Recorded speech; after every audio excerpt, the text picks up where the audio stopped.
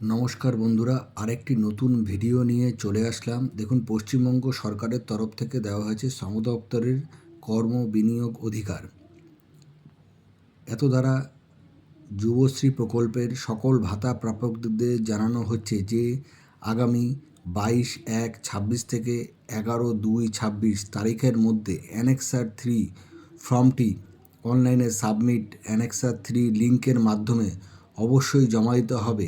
এই লিঙ্কে এমপ্লয়মেন্ট ব্যাংকের ওয়েবসাইটে পাওয়া যাবে। এই বিষয়ে তারা নিকটবর্তী এমপ্লয়মেন্ট এক্সচেঞ্জের সাহায্য নিতে পারেন।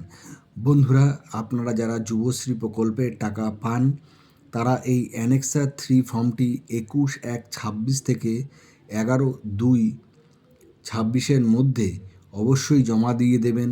না হলে আপনাদের হয়তো যুবশ্রীর টাকাটা আটকে যেতে পারে। আজকে এটা পেপারে দিয়েছে, তাই আপনাদের সামনে এটি তুলে ধরলাম। যারা এই প্রকল্পের টাকা পান তারা যাতে এই ফর্মটি সাবমিট করে দেন। বন্ধুরা, আমার চ্যানেলে এরকম প্রত্যেক দিন নতুন নিত্য নতুন ভিডিও পেতে হলে আমার চ্যানেলটিকে সাবস্ক্রাইব এবং শেয়ার করে দেবেন। যারা না জানে তাদেরকেও জানিয়ে দেবেন। বন্ধুরা, সবার যাতে উপকার হয় সেটাই করবেন এবং আমার চ্যানেলটিকে সাবস্ক্রাইব করে রাখবেন। নমস্কার বন্ধুরা, ভালো থাকবেন, সুস্থ থাকবেন।